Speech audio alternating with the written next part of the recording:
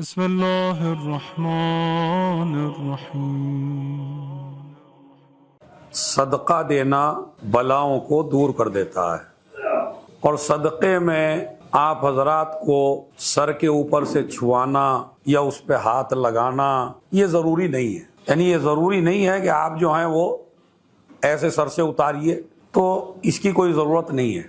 सदका, ये वाला सदका जो हम निकालते हैं, सफ़र पे गए तो सदका निकाल दिया, किसी और जगह गए तो सदका निकाल दिया, रात में डरावना ख्वाब देख लिया तो सदका निकाल दिया, शादी हुई तो सदका, इसी तरीके से कोई दुकान ली तो सदका, कोई कारोबार शुरू किया तो सदका। तो ये सदका सदक़े मुस्तहब है, ये वाजिब सदका नहीं है। वाजिब सदका जैसे ज़कात, वाजिब सदका जैसे फितरा, वाजिब सदका जैसे रोज़े का कफ़ारा, ये सदक़े वाजिबा है। तो सादात पर जो सदका हराम है वो सदक़े मुस्तहब हराम नहीं है, सदक़े वाजिबा हराम। सदक़े मुस्तहब का मतलब यानी अगर मुझे कोई ज़रूरत हुई और मैंने कहा कि मैं मुसीबत में हूँ और आपने मुझे कुछ पैसे निकाल के जेब से दे दिए, तो वो आप सैयद को भी दे सकते हैं, वो आप गैरे सैयद को भी दे सकते हैं। तो ये सदक़े मुस्तहब है, इसको आप किसी को भी दे सकते हैं, चाहे देने वाला सैयद हो चाहे देने वाला गैर सैयद हो, इसमें कोई हर्ज नहीं है। इसको कहते हैं सदक़े मुस्तहब। सदक़े वाजिब जो है आप सैयद को नहीं दे सकते, गैर सैयद सैयद को नहीं दे सकता है, सदक़े वाजिबा। उसके बाद मौजू यह आया था कि ये सदका ज्यादा से ज्यादा आदमी को ज्यादा से ज्यादा ही निकालना चाहिए। यानी हमने मुअय्यन कर लिया कि जैसे 1 दिरहम या 10 रुपए या 15 रुपए, सदक़े में इससे ज्यादा आदमी निकलता नहीं है। हद से ज्यादा आप गए 100 रुपए दे देंगे, बहुत दूर आपको सफर करना है तो 100 रुपए। हालांकि ये सदका आपके बड़ा काम आने वाला है, दुनिया में भी और आखिरत। तो लिहाजा इसमें आप कोशिश करें कि ज्यादा से ज्यादा सदका निकालें, और ये सदका आप किसी के ऊपर भी खर्च कर सकते हैं। एक सदका होता है, एक होता है कर्जा, यानी एक आदमी ने आपसे कर्जा तलब किया और एक आदमी को आपने सदका दिया और एक आदमी को आपने कर्जा दिया। तो अगर आप देखें कौन सा बेहतर है, जो पैसा सदक़े के तौर पे दिया वो बेहतर है या जो पैसा कर्जे के तौर पे दिया वो बेहतर है? आपको कैसा लगता है? एक आदमी आया, उसको 500 रुपए की जरूरत थी, मैंने 500 रुपए दे दिए। एक आदमी आया, उसने कहा मौलाना मुझे आप 500 रुपए कर्जा दे दिए, मैंने उसको 500 रुपए कर्जे के तौर पे। जो सदक़े में चला गया वो वापस आने वाला नहीं है, लेकिन जो कर्जे में गया वो वापस आने वाला है, आप तक आ जाएगा। अफजल कौन सा है? वो 500 रुपए जो सदक़े में दिए हैं वो बेहतर है या वो पैसा जो आपने कर्जे के तौर पर दिया है वो बेहतर है? तो अब पहले तो मासूम से पूछिए। मासूम ने फरमाया जो पैसा सदक़े के तौर पे दिया जाए उसका सवाब 10 गुना है। यानी अगर 100 रुपए आपने दिए तो 1000 रुपए आपके सवाब है, लेकिन जो कर्जे के तौर पे आपने पैसा दिया है उसका 18 गुना सवाब है। अब आप ये देखिए कितना बड़ा फर्क है। यानी जो सदक़े के तौर पे दिया उसका 10 गुना सवाब है और जो कर्जे के तौर पे दिया उसका 18 गुना सवाब है। हालांकि जो सदक़े में दिया वो वापस आने वाला नहीं है, जो कर्जे में दिया है वो वापस आ जाएगा। असल में वजह क्या है? वजह यह है जो इमामों ने बताई है, मासूमीन ने बताई है। हम और आप इन चीजों को दर्क न कर पाते। अगर मासूम न बताते तो वो जो मासूम ने जवाब दिया उसका जवाब मैं आपको देता हूं। इमाम ने क्या फरमाया और रसूल से क्या रिवायत है कि जो पैसा आपने किसी की जरूरत के लिए दिया सदक़े के तौर पर, उसका सवाब 10 गुना है, लेकिन ये 500 रुपए भी आपका कितने दिन चलेगा उसके पास? 5 दिन, 2 दिन, हो सकता है जरूरत पड़ जाए एक ही दिन में 500 रुपए की। अब क्या हैसियत है, 500 रुपए जर्सी देर में उठ जाते हैं। हो सकता है डॉक्टर के चले जाए 500 खत्म हो जाए। तो तुम्हारे इस 500 रुपए ने एक आदमी की हाजत को पूरा किया। कर्जे के तौर पे जो पैसा गया, पहले जिसको कर्जा दिया उसकी हाजत को पूरा किया, फिर मेरे पास वापस आ गया। फिर दूसरा आदमी आ गया, मौलाना मुझे कर्जा चाहिए, मैंने वो पैसा उठा के फिर आपको दे दिया, फिर आपने वापस कर दिया, फिर तीसरे को कर्जा दे दिया। तो कर्जे के तौर पे जो पैसा दिया गया उसका सवाब इसलिए ज्यादा है कि वो खाली एक आदमी की हाजत को पूरा नहीं कर रहा है, बल्कि कई कई आदमियों की हाजत को पूरा कर रहा है। इस्लाम ये कहता है जो ज्यादा हमारे मोमिनों के काम आए वो हमारी नजर में सबसे बेहतर है। तो जो सदक़े के तौर पे पैसा दिया जाए और जो अच्छा ये सदक़े वाला ये जो कर्जे में आपने पैसा दिया है ये कभी कभी सदका भी बन जाता, ये भी आप गौर फरमाएं, बड़ा मसला है। मेरे से आप 2000 रुपए लेके गए कर्जे के तौर पर, मुद्दत मुअय्यन हुई 1 महीने की कि 1 महीने बाद मौलाना आपके 2000 रुपए दे दूंगा। 1 महीना आ गया, मैंने आपको बुला लिया और बुला के कहा मेरा कर्जा दो जो मैंने आपको दिया था। आपके हालात बिल्कुल कर्जा देने के नहीं है, आपके हालात बिल्कुल नहीं है कि आप कर्जा दें, पैसा नहीं है, प्रॉब्लम है, मुसीबत है। आपने कहा मौलाना 1 महीने की मुद्दत और दे दीजिए, मेरे अंदर हिम्मत नहीं है जो मैं आपको कर्जा लौटा सकूं, मुझे माफ कर दीजिए, बस 1 महीने की मुद्दत और दे दीजिए। तो ये जो आपको इस्लाम का क्या हुक्म है, आप मजबूर करें आदमी को नहीं पैसे अभी दो, या अक्ल कहती है कि उसे मौका दो?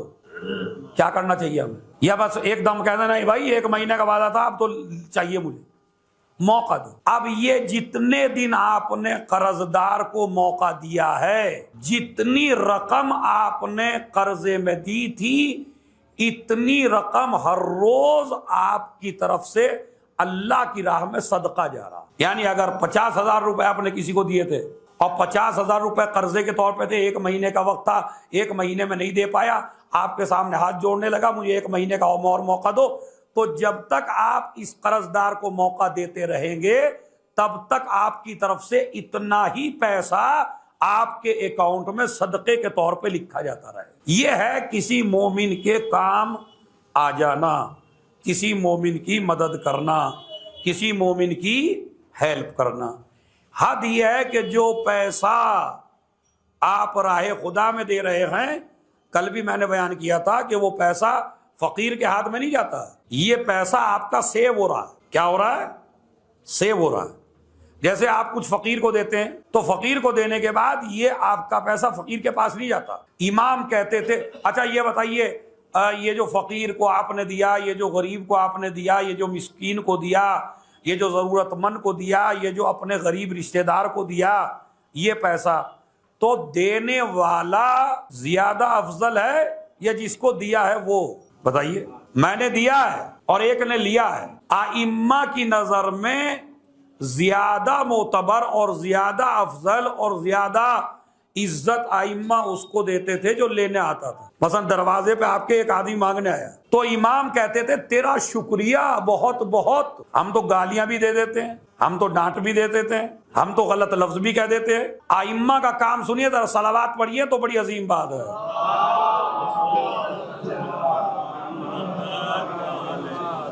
हमारे इमाम चौथे इमाम सज्जाद अलैहिस्सलातु वस्सलाम वो फरमाया करते थे मरहबन बेमन यहमिलु ज़ादी इलल आखिरा। मुझे आप इंसाफ से बताइए, अगर एक आदमी आपका 1 क्विंटल वजन इमाम बाड़े से आपके घर ले जाके रख दे, ना कोई रक्षा था ना कोई सवारी थी और आप परेशान थे, ये मेरा वजन 1 क्विंटल इमाम बाड़े से मेरे घर कैसा जाए। एक आदमी आया, आने के बाद कहने लगा मुझे उठवाइए, सर पे उठाया, 1 क्विंटल वजन आपके घर पहुंचा दिया। बताइए काबिल एहतराम कौन है? वो जो ले गया। तो शुक्रिया किसका अदा करोगे? वो जो लेके गया 1 क्विंटल वजन, वो शुक्रिया आपका अदा करेगा कि भाई आप बड़ा बड़ा शुक्रिया आपका, आपने मुझे अपना वजन उठवाया, या आप शुक्रिया अदा करेंगे उसका? अरे भाई आपका बड़ा बड़ा शुक्रिया, हमारे यहाँ 1 क्विंटल वजन रखा था, आपने यहां से वहां पहुंचा दिया। तो इसका मतलब है जो वजन उठा के चलता है वो उसका शुक्रिया अदा किया जाता है। इसी तरह आपके दरवाजे पे जो फकीर आया है तो शुक्रिया आपका अदा किया जाए कि आपने दिया है, या शुक्रिया उसका अदा किया जाए कि जिसने तुम्हारे माल को दुनिया से अल्लाह तक पहुंचा दिया। ये माल तुमने दिया उसको, उसके हाथ में नहीं गया, अल्लाह के हाथ में गया। और हजरत इमाम हसन मुजतबा अलैहिस्सलातु वस्सलाम, उनकी तो अजीब शान थी वाकई। मेरा मौला सिबते अकबर सैयद शबाब अहलिल जन्ना, जवानाने जन्नत का सरदार मेरे मौला हसन, वो तो ये फरमाया करते थे कि ये जो साइल आता है आपके दरवाजे पे मांगने के लिए जरूरतमंद, इसकी इज्जत करो, ये काबिले एहतराम है। क्यों? इसलिए कि ये आपको अहल समझ के आया है। अगर ये आपको ना अहल समझता तो ये कभी आपके दरवाजे पे ना आता। भाई क्यों आपके दरवाजे पे आया? आपको इस लायक समझ रहा है कि आप दे देंगे? आपको जब इमाम हसन की खिदमत में एक फकीर आया और उसने थोड़ा सा कुछ मांगा और इमाम ने उसे बहुत ज्यादा दिया, तो हमारी मार्केट में भी ऐसे लोग हैं कि ज्यादा किसी की जेब से निकलता है, दुख उनको होने लगता है। यहां भी है, हमारे यहां भी, खुरेजी में भी है। ऐसा नहीं खुरेजी में, तिल्लोकपुरी में, दिल्ली में, पूरे दिल्ली में, पूरे हिंदुस्तान में, हर जगह ऐसे होते हैं। ऐसे बेचारे कि आप मेरे से कोई मांगने आया, आप मेरी बराबर में बैठे थे, उसने मांगे 200 रुपए, मैंने 2000 रुपए दे दिए। अब वो जो बैठा था मेरे साथ, मौलाना आपको भी क्या हो गया? अरे 2000 क्यों दे दिए? इसे इतने दे दिया आपने, हालांकि ना आपकी जेब से गए। तो ये जो आपको रोक रहा है देने से, ये आपका चाहने वाला नहीं है। हालांकि वो हमें चाहने वाला लगता है कि मेरे पैसे का कितना दर्द है इसे, लेकिन हकीकत में ये शैतान है। ये आपको कार खैर से बहका रहा है, ये कार खैर से आपको रोक रहा है। इसलिए कि एहसान उसका है जो आपके दरवाजे पे मांगने के लिए आया। एक तो तुम्हारा पैसा सेव करवा रहा है बारगाह खुदा में, और दूसरे अपनी इज्जत को पामाल कर रहा है। इसलिए कि आदमी जब किसी से मांगने के लिए आता है, पूरी रात करवट बदलता है, क्या पता देगा, क्या पता नहीं देगा। होता या नहीं होता? क्या पता जहां जा रहा हूं मुझे मिलेगा या मुझे नहीं मिलेगा। बल्कि हजरत अमीरुल मोमिनीन अलैहिस्सलातु वस्सलाम ने इरशाद फरमाया, मा ओ वजह का जामदुल्ला तुक्तिरहु अस्सवाल, तेरी इज्जत का पानी तेरे चेहरे पे जमा हुआ है, सवाल करके अपनी इज्जत के पानी को कतरा कतरा न टपका देना। यानी इस्लाम ये हुक्म देता है, कोशिश करो जल्दी से किसी से मांगना नहीं, अपने अल्लाह से मांगो, अपने परवरदिगार से मांगो, अपने माबूद से मांगो। तो ये कर्जे का पैसा और सदके का पैसा, तो जो कर्जे के तौर पे पैसा दिया जाए वो ज्यादा अफजल है। यहां तक बात आई। उसके बाद एक मसला है फिदिये का। फिदिये का भी एक मसला है। एक मसला है कफारे का। ये भी किसी गरीब को ही जाता है ना, किसी मिस्कीन को जाता है, किसी परेशान हाल को जाता है। अभी मुझसे एक सवाल हुआ और सवाल ये था कि जनाब, पहले तो फिदिये का मतलब समझ लीजिए। जो अफराद रोजा नहीं रख सकते हैं, मसलन बीमार हैं, परेशान हैं, कोई बीमारी ऐसी है जिस बीमारी की वजह से रोजा डॉक्टर ने मना कर दिया, आप रोजा नहीं रख सकते, तो ऐसे अफराद को चाहिए जो रोजा नहीं रख पा रहे हैं किसी मर्ज की वजह से, किसी प्रॉब्लम की वजह से, वो 750 ग्राम अनाज या 750 ग्राम चावल या 750 ग्राम मसलन जौ, अब जौ तो कोई खाता नहीं है, अनाज चावल 750 ग्राम एक दिन का है। अब आप इसे महीने में जोड़ लीजिए, कितना होगा भैया? हाँ? वकील साहब, एक दिन का 750 ग्राम, 22.5 किलो। तो 22.5 किलो अनाज आपको किसी गरीब को दे देना है। चाहे ये गरीब आपके रिश्तेदारों में हो, बेहतर है अगर रिश्तेदारों में है तो रिश्तेदारों को दीजिए, गैर रिश्तेदारों में है तो गैर रिश्तेदारों को दीजिए।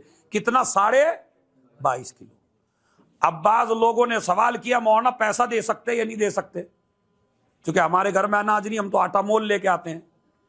तो आप आटा भी लेके दे सकते हैं, पैसा भी आप दे सकते हैं, मगर उस सूरत में जब आपको मालूम हो कि जिसको दे रहा हूं वो इससे अनाज खरीद लेगा, वो इससे खाना खरीद लेगा, तो तब आप दे सकते हैं।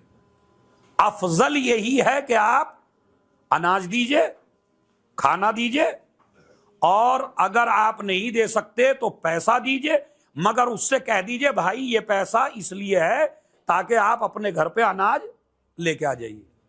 इसे कहते हैं फिदिया। यानी जो मसलन एक औरत बच्चे को दूध पिलाती है डॉक्टर, और बच्चे को दूध कम पड़ जाता, मां नहीं खाती पूरे दिन तो बच्चे को दूध नहीं मिल पाता, तो इसलिए इस्लाम कहता है मां को चाहिए रोजे बाद में रख ले, अब अपने रमजान में अपने बच्चे को दूध पिलाए, मगर ये फिदिया देती रहे। इसी तरह एक औरत है जिसके पेट में बच्चा है, हामला है, डॉक्टर ने कह दिया बच्चे के लिए मुजिर है, जो पेट में बच्चा है, तो उसको रोजा नहीं रखना चाहिए, उसे चाहिए कि वो भी 750 ग्राम के लिहाज से पैसा दे दे। कुछ लोग बूढ़े हैं, बूढ़े ऐसे हैं, कभी कमजोर हैं कभी ताकतवर हैं, यानी कभी ताकत आ जाती है कभी कमजोर हो जाते हैं।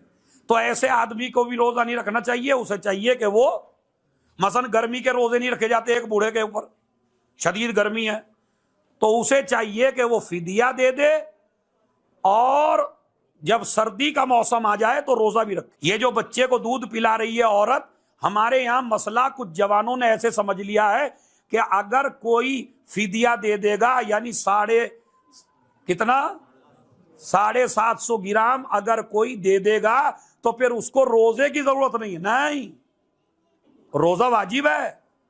जब सर्दी का मौसम आ जाए, छोटे दिन हो जाए, तब रोजा रखे वो बूढ़ा जो गर्मी के रोजे नहीं रख सकता। जब मां अपने बच्चे को दूध पिलाए और सर्दी का मसलन मौसम आ जाए और उस वक्त ज्यादा गैप नहीं होता रोजे में, उस वक्त वो भी रोजा रखेगी। तो फिदिया और रोजा दोनों वाजिब हैं। फिदिया तो इसलिए दे रहे हैं कि आप जो हैं रोजा रमजान मुबारक में नहीं रख पा रहे हैं। एक बूढ़ा ऐसा है जो बिल्कुल रोजा रख ही नहीं सकता, 100 साल का हो गया, ना जहन काम कर रहा है, ना अब इसके ऊपर ना फिदिया वाजिब है और ना रोजा वाजिब, बिल्कुल।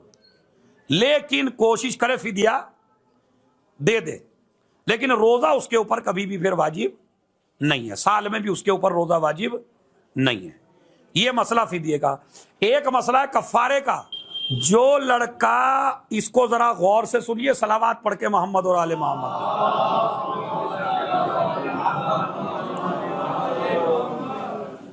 इस मसले को बड़ी गौर से सुनिएगा। जो माँ बाप अपने बालिग बच्चों को रोजा रखने से रोक देते हैं, मसलन एक लड़का 20 साल का है, एग्जाम हो रहे हैं, इम्तिहान, माँ कहती है बेटा रोजा ना रखो, भूख लगेगी प्यास लगेगी।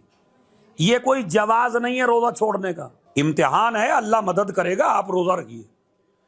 इसी तरीके से बाद लोग हैं जवान लड़के, मौलाना रोज रख रहा हूं आज नहीं रखा। तो इस्लाम कहता है जो जवान लड़का या जो इंसान जानबूझकर रोजा न रखे उस पे रोजे की कज़ा भी वाजिब है, रोजे का कफारा भी वाजिब है। और कफारा बड़ा टाइट है, या तो एक गुलाम आजाद करे, वो है नहीं अब, या 60 रोजे रखेगा एक रोजे के बदले में। मसलन अगर इन जवानों में से कोई जवान ऐसा है जिन्होंने आज रोजा नहीं रखा, तो इस एक रोजे के बदले में या तो 60 मिस्कीनों को खाना खिलाएगा या 60 मिस्कीनों के खाना खिलाने के बजाय 60 दिन के रोजे रखेगा। अब पता नहीं कितने ऐसे होंगे माशाअल्लाह हर जगह पूरे दिल्ली में कि जवान हैं, हट्टे कट्टे हैं माशाअल्लाह, कोई बीमारी नहीं, कोई प्रॉब्लम नहीं, कोई परेशानी नहीं, और मौलाना हमने नहीं रखा। बाद लोग कहते जनाब शहरी में आंख नहीं खुली थी इसलिए नहीं रखा। तो एक रोजे के बदले 60 कैसे रखेगा? फिर आपको किसी भी हाल में रोजा छोड़ना नहीं है। और अगर आप सफर भी करना चाहते हैं तो सफर में भी घर से पेट भर के नहीं चलेंगे।